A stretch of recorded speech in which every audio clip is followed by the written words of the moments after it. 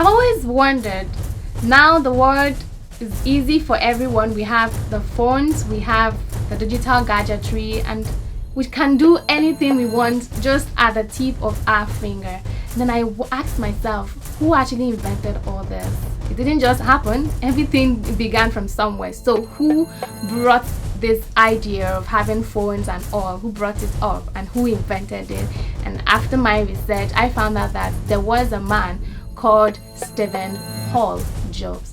And it is because of his imagination, his creativity, his hard work and sacrifices that the world is at the point of our fingers, at the tip right now.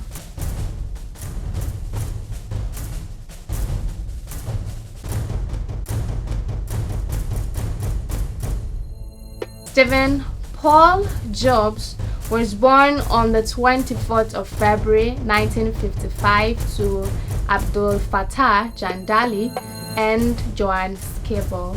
Now it is said that Stephen regards his biological parents as my sperm and egg bank.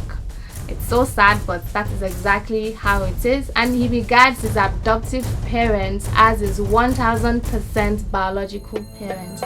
And now let's check why. Abdul Fattah John al-Jandali grew up in Homs, Syria, and was born into an Arab Muslim home. While he was an undergraduate at the American University of Beirut in Lebanon, he was a student activist who spent time in prison for his political activity.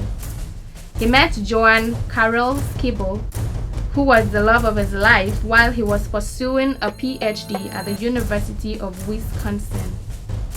Joan Carol Scribble was a Catholic of a Swiss and German descent. Her father and her maternal grandparents were not happy with the relationship that grew between their Catholic daughter and the Muslim Abdul Fattah. So when Scribble got pregnant, she decided to leave Abdul Fattah, her so-called boyfriend, out of the picture, and she relocated to San Francisco, California, where Stephen Paul Jobs was born and adopted by his adoptive parents, Paul Jobs and Clara Jobs. Paul Jobs was a mechanic, so Stephen Paul Jobs was named after his father, who was a mechanic.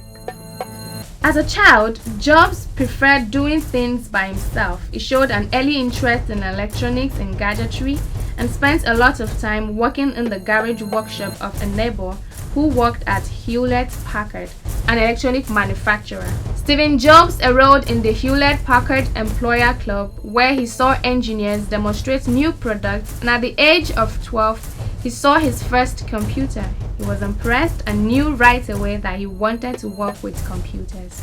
In 1972, Stephen Jobs attended Reed College in Portland, Oregon for 2 years, where he dropped out after to visit India and study Eastern religions in the summer of 1974.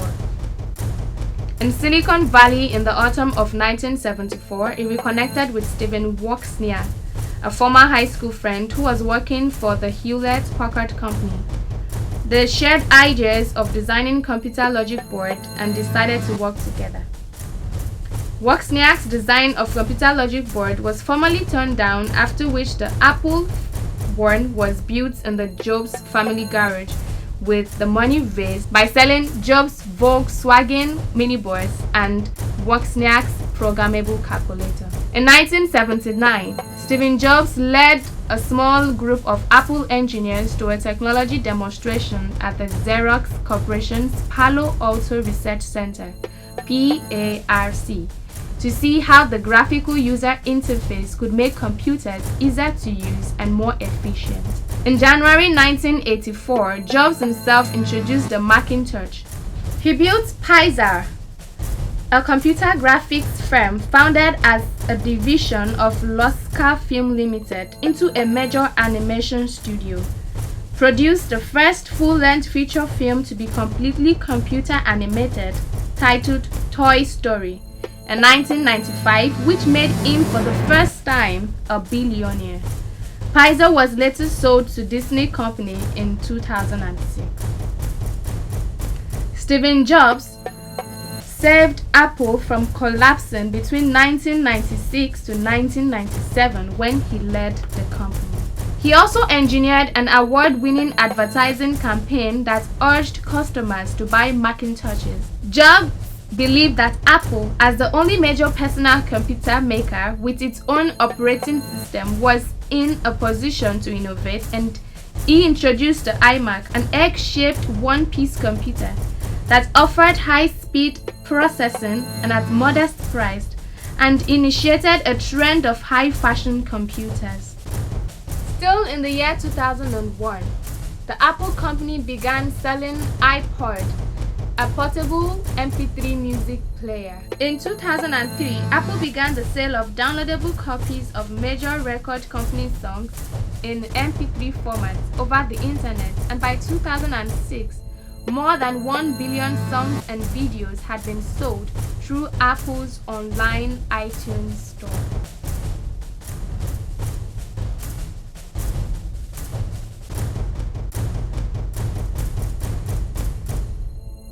On the 9th day of January 2007, Stephen Paul Jobs changed the name of the Apple company into Apple Inc. And in that same year, he introduced the touchscreen iPhone, a mobile phone with the capabilities of playing MP3s and videos and also for accessing the internet. Later in the year 2007, Apple introduced iPod Touch, a portable MP3 and gaming device which included built-in Wi-Fi and an iPhone-like touchscreen. Jobs was diagnosed with a rare form of pancreatic cancer. He went through surgical treatment and endured weight loss and pain. He resigned as CEO of Apple's Inc. in August 2011 and died on the 5th of October 2011 at the age of 56 at Palo Alto, California. He is buried at Alta Mesa Memorial Park, survived by his wife Lauren Howell Jobs and the 4 children. Stephen Paul Jobs is well respected in the society till death because his hard work, his imagination, his creativity has really helped us all to live and go through our daily activities with ease. We can do whatever we want to do, no matter the career, whether you're into music, you're into business, you're into anything. And I wish that all of us can emulate him regardless of his background. He pursued his dreams, regardless of the fact that you will not always be given the right answer you want, which is yes. He had a lot of no's in his life, but he went through, and now he's no more, but his hard work is still respected and is of good use to humanity. So thank you so much for watching our channel. This is OPC TV communication channel powered by Sundos Communication, and I am Adena Kejenet. Stay safe and see you next time.